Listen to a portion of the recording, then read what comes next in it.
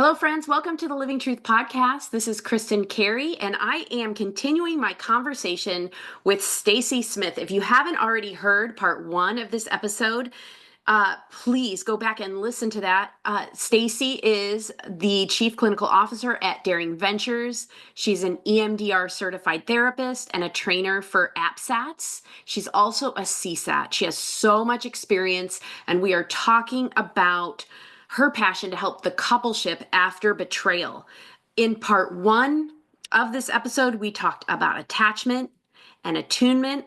We talked about fairness and justice and the power imbalance when one person's been holding sexual secrets and the other person has been all in with being faithful and truthful, and why it can feel like there's a power differential when couples enter early recovery. And today we're going to pick this conversation back up where we left off, and we're going to start talking about secure functioning principles. So Stacey, I love all of the knowledge and insight and information you're bringing our listeners. Can you unpack this topic of secure functioning principles for us today? Yeah, one of the things that I think helps is, at the beginning of part one, I talked about how early on when I was encouraged to start working with couples, I was kind of like, oh, if they start fighting, I'm going to go sit in the corner and rock. Well, the truth is, because there was no framework for what secure functioning should look like. So, or rules of engagement. And so it's so important that early on couples agree on rules of engagement. How are we going to operate? And a lot of those things are unsaid. I just thought you would tell me the truth. I just assumed that you would look out for me. But there is never a conversation or an agreement. We think vows are, and they are, but it really helps to talk about how we're going to run the relationship.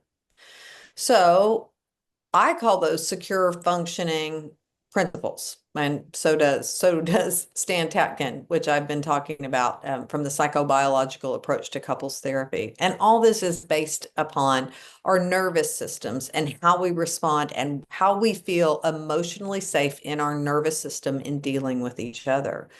So one of them is we tell each other everything. And so I'll ask a couple, is that what y'all do? Do you tell each other everything?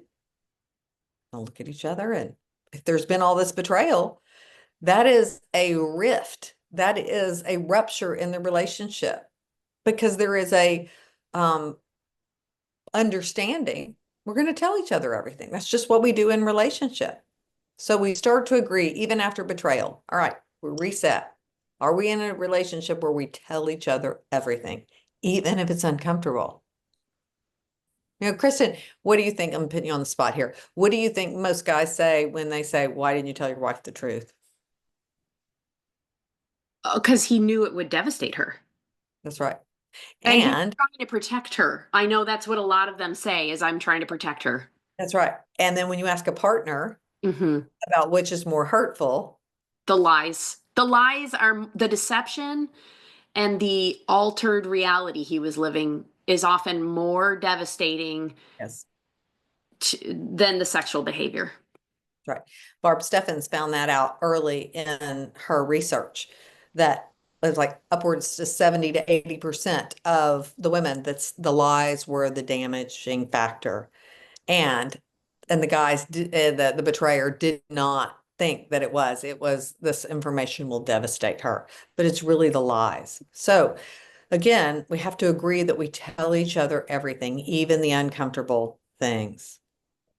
Another secure functioning principle is what's good for the marriage is good for me. So what that means is I'm going to give up self and think about the other person. Well, sex addiction by and large, or compulsive sexual behavior, or sexual integrity issues, whichever way you want to call it, is based in a lot of selfishness. It's based in a coping skill of getting my own needs met, right? It's a way, an illegitimate way of meeting those needs, but it is very self-focused. So the focus has to change to a relationship. So I've got to start thinking about the relationship before I think about myself. Yeah. Yeah. And I was just in my Women in the Battle partner trauma group, and we were having this conversation among all these Christian women of how common it is for these Christian women to like never think of themselves, like always put their kids first, always put the marriage first, always put everybody else first. And so it's interesting that the person with the unwanted sexual behavior really needs to dial into what is the marriage need, what does my wife need, where if the wife is the betrayed partner and she's a Christian woman who's been socialized and taught that focusing on yourself, self-care, self soothing and all of that is selfish, then we've got a real struggle here, right? Right. So what's good for the marriage is good for me. What the needs of that wife in that early betrayal trauma phases are going to look to her to be, and maybe to the husband to be, and I'm using air quotes here, selfish, when it's actually more like survival, like oxygen mask. Like she Absolutely. needs a group, she needs support, she needs self care, she needs prioritizing getting enough sleep and all of that. And it's not going to look like this is for the marriage for a while. And again, it's that power imbalance that's been created, right? That's right. That is so true. And I'm so glad you mentioned that because, I remember sitting in a single Sunday school class once, and the leader of the group said, we just must die to self and humility, humility, humility. And I'm just sitting there thinking, finally, I said, what if that's all you've ever done is just sacrificial lamb? And he was like, well, don't do that. But the thing is, he was coming from the view of a selfish male. And I don't mean male, but that was Yeah. him. He's a male. And I was coming from that just perspective that you talked about, this Christian wife that's turned the other cheek and denying yourself and what's the plank in your eye and all those things. So yes, it's so important to hang on to self, but also be aware of the other person, Absolutely. you know? And yes, depending on where you are in couples therapy, will be where she's going to be doing that. Hmm. Right? Because that's really what they want. They want a good mutuality. I mean, by and large, in the big scheme of things, they want an equal justice, fair relationship. Yeah. It's It is, just going to take a while for her to get air vac out of that ditch that she's laying in and yeah, bleeding out in. I mean, really, when I talk to men with unwanted sexual behavior and I explain like this is like she's been in a catastrophic car wreck. It kind of can that's help it click for them of understanding like, oh, she may look like she has no bruises or bleeding on her external body, but her soul, her heart, and even her nervous system are crushed. So absolutely. so she needs her oxygen mask on. She needs to be in that ER being tended to like she's been in a catastrophic wreck for a while. Absolutely. Absolutely. And that line Yeah. from the betraying partner, what's good for the marriage is good for me. She's going to need to hear that over and over and over and over again in order to believe it. Because so much of what happens is talk without walk.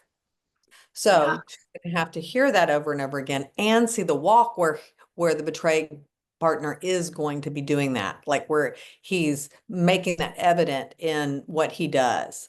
He is thinking about how it affects her. You know what? I just thought about, even though I've been had this filter on my phone for 5 years, me and my therapist are talking about taking it off, and I'm just wondering how that might affect you. How do you feel about it, honey? Versus Oh, just, you know what? Now it's time to stop this filter, on their yeah. own. Those are the things that are going to help her have this felt sense of safety when she actually sees it demonstrated. Yeah. And she feels attuned to. He cares about how that impacts her. That's right. That's right. That's right. So the next one, again, I've spoken about the couple bubble, and we're both good stewards of the air and the air we breathe. And of course, all this is with caveats of if we're in really, really early recovery, you know, the understanding of her needing to be able to take space for herself until she sees that kind of behavior Yeah. happening over and over again is, him doing the exponential work to be a good steward of that air and to be able to, you know, um, put his shame aside and hear some of her venom and some of those things, and the more she does that, the more likely she is to be able to tame some of those things down. Mhm. I always talk about that by, like it's an airplane. Have you seen my airplane No, conversation? no. So I talk about, I'm gonna back up a little bit, but where, Except that for our listeners, if you're watching this like on our YouTube channel, you're gonna see Stacey do her plane thing. But use words too to explain it so that people who are listening to the audio can get a feel for what you're doing. so I have my right hand out, my left hand out. I'm being a plane, an airplane like we play with kids, right? Uh-huh. And so right is our limbic system. So I'm now at a diagonal. My plane is flying diagonal because my emotions are high, and my left hand is my logic. So my prefrontal cortex, which is our thinking brain, is offline a little bit. My limbic system, which is my emotions, are up high, and I'm triggered. And if my partner comes and meets my emotion, my right hand, with his logic, my plane, where's my plane going, Kristin? It's Tell going him. down. It's going It's down going on down. the left side. And I'm flying, I'm about to nosedive, right? Yeah. Yeah. And so they have to learn how to meet my high emotion with emotion. And when that happens, what happens to my plane, It Kristin? levels out. It levels And out. and what starts happening to my logic? Your logic comes back online. That's right. Yeah, your emotion is soothed. You feel seen, heard, and felt. So then you feel Yeah, safer. So then your logic comes back and you that's become right. more rational. And even sometimes I hear partners go, yeah, well, I didn't mean that. It's just, it was hard. Like an example would be, like this, you ruined the beach for me. I can't ever go to the beach again. You just Yeah. ruined it, and then you're right. I ruined it. I totally blew that up for you. I know that must make you feel so insecure. You don't even feel like you can enjoy what we used to enjoy together, and all of a sudden her logic's coming up here and she's like, okay, fine. If you can just reassure me that you love me, if you can just talk to me, and her logic will come back. And they want to try to logic her into understanding that it's not a threat or whatever, and that just doesn't work. It just No, doesn't it work. does not. It Yeah. does not work. So that betrayer learning to validate, Hmm. learning to like express what he sees her feeling and Right. own that he caused that. Because that is her experience. That is her felt sense of experience. When we look at a baby, we go, oh, baby, what's wrong? Are you feeling bad? Yeah. We're not making them go, what's wrong with you? Why are you crying? It's just a dirty diaper. We're validating. Yeah. Who wants to sit in a wet diaper all day? Oh, are you Yeah. hungry? We're seeing them, we're hearing them, and we're tending to that need and helping decrease their discomfort. Mhm. And that's what we need Easier to to do. do that with a baby, isn't it? Because the baby's not a threat. That's right. But to that betrayer, that seeing their wife on high alert like that emotionally can feel threatening to him. It can feel threatening. And part of that is being aware, self-awareness. Yeah. So I notice that when she starts doing this thing, I villainize her. I get anxious. What am I feeling inside? And learning to be self-aware rather than just Mhm. ignore what I'm feeling inside, and learn what to do with that. Learn to put it aside. Yeah. To So Stacey, is start, it okay for him to even say something like, I can see you're really angry. I really want to be there for you. I'm having trouble staying regulated and can I take a 5-minute break and then come back to this conversation? Is that a valid response? it is if he comes back in 5 minutes, not five Yeah. minutes and 1 second, but 5 minutes. And he has to, Yeah, he has to because do if what he he said. doesn't, Yeah. what do you think she'll feel? Dismissed, like Mhm. like he's avoiding her. Yeah, abandoned. And Yeah. and and when we ask for a timeout, the person that's requesting it always has to be the person who comes back when they say they're going to do what they're going to do, or the other person will experience abandonment because they've dealt with that likely. People with compulsive sexual behavior usually are pretty passive and don't do what they say they're going to do. They're not men of integrity or people of integrity. They're just saying things. Again, those feet are going one way, the mouth's going the other. So showing up over and over again, or even coming back and saying, still don't have it. I need 5 more minutes. I love you. I'm coming back. It's so, so important. Mhm. At the So core of this, we are tender little human beings, little kids, and a lot of that stuff is just primed and ready in us to react. Um, all of our stuff is deeply just right there, right under the surface. We have a negative bias and we're just waiting. And it takes one little spark to get all that. And the more we've gone and repeated these patterns of dysfunction and these cycles of conflict, the more likely they're to happen. Like those are the grooves in our brain. Those neural pathways are well worn, and the easier it is to go there. So we have to create a new way of relating. And and that's practice, practice, practice, right? I mean, over and over until it becomes the new neural pathway. That's right. That's right. It's like that well-worn, packed snow, like when you're coming off of a ski lift, your skis are going to go one way that they're used to going all the time. We're cutting a new path, a new Yeah. pathway. And our brain likes novelty. So if it has a new way, it'll go there.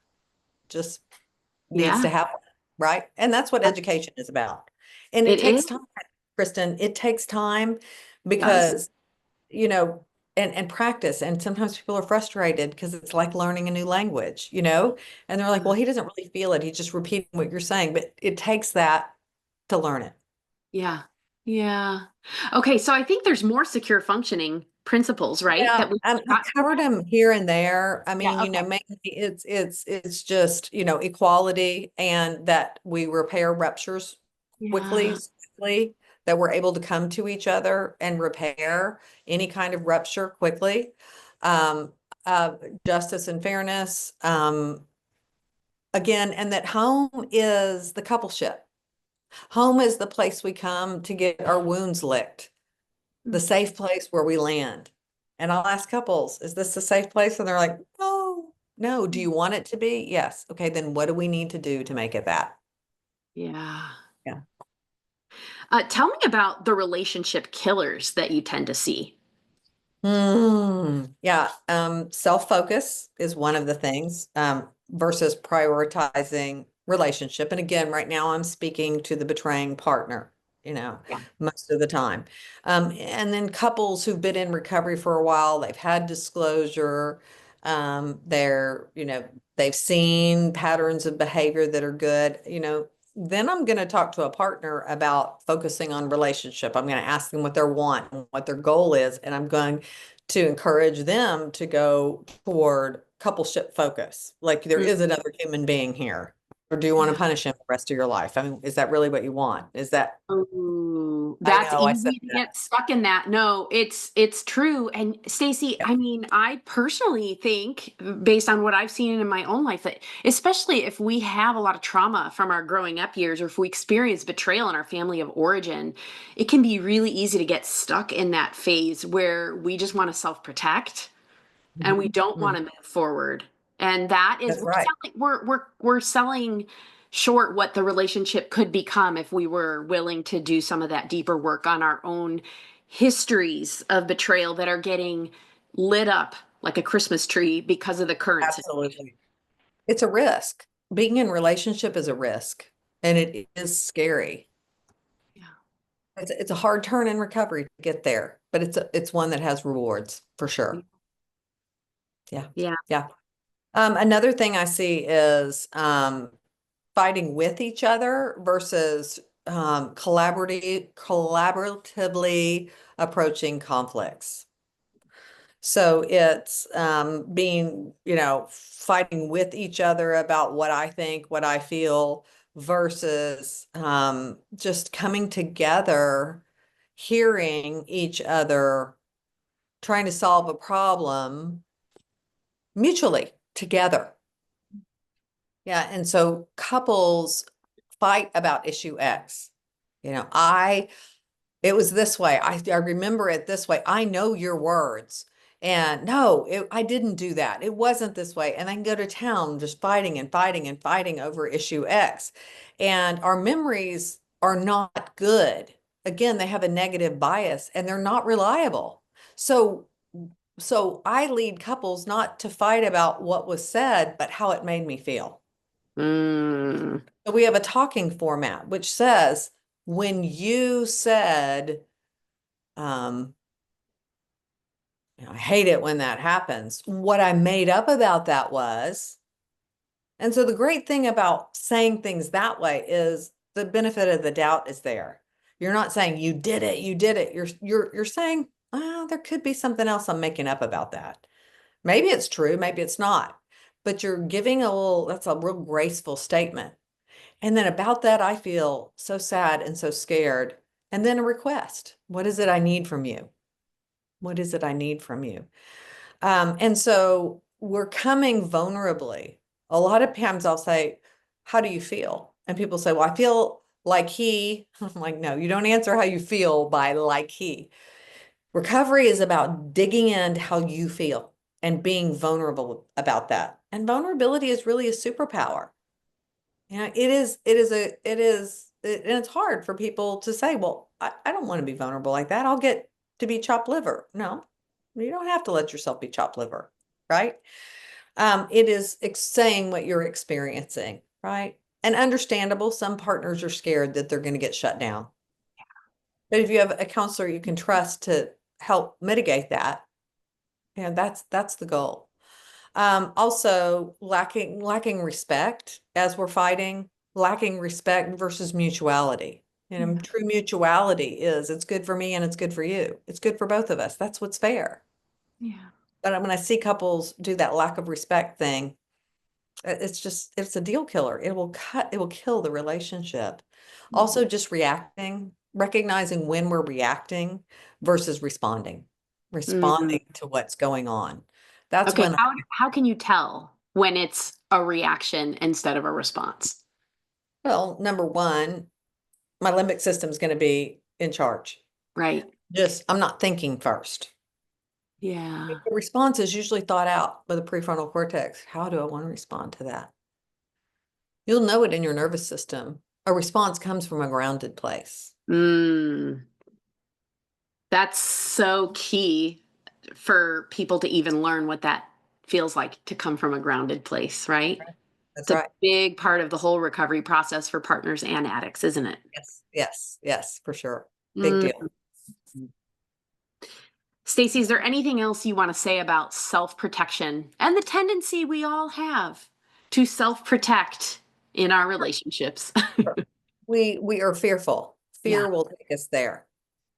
And so will abandonment. We call it abandonment pain. I'm scared that if I put myself out there, I'm going to be fearful. So what do? We defend ourselves by I'm in it myself. I can handle it. Defensiveness, um, yeah, preaching. There's so many things we do as defensive, and we have to know what we do. We all do it. Every single one of us do it. But what do we do? What do we do to defend ourselves, to mitigate that sense of loss? It's tough work to do, but it's so worth it to know what you do for self-protection and to know that that moves you away from connection. Yeah. Yeah. And it's not really going to get you what you want, No, it's a reaction instead of a response, isn't it? right? That That's absolutely it protection. is. Right. Mm, And we give ourselves grace when we learn our defenses, but we say, what are we missing out on? We're missing out on what we really want. yes, we are. Well, Stacey, is there anything else you want to say before we wrap up our episode? I just want to give hope, Kristen, to couples that have made it and and say there are couples that have made it and more as this field grows, we're learning and we're growing. And I'm seeing so many more couples make it out better than before. And I want to say, if you're watching this, you're in the majority. And we really believe that there can be healing after sexual addiction and betrayal, healing individually, and a lot of times with a coupleship. And so I just say, keep trying, keep going toward the process, keep going toward recovery. I have a lot of hope for the couples out there. Stacey, thank you so much. Your compassionate knowledge and understanding and down to earth style of explaining all of this, I think is going to make all of these concepts super accessible and hopeful to our listeners. And friends, I would love to invite you to take a moment to rate and review the Living Truth podcast on our podcast website. If you haven't done that already, that will help more people find the hope and the healing after unwanted sexual behavior and sexual betrayal. And until the next episode, I am holding out hope for you.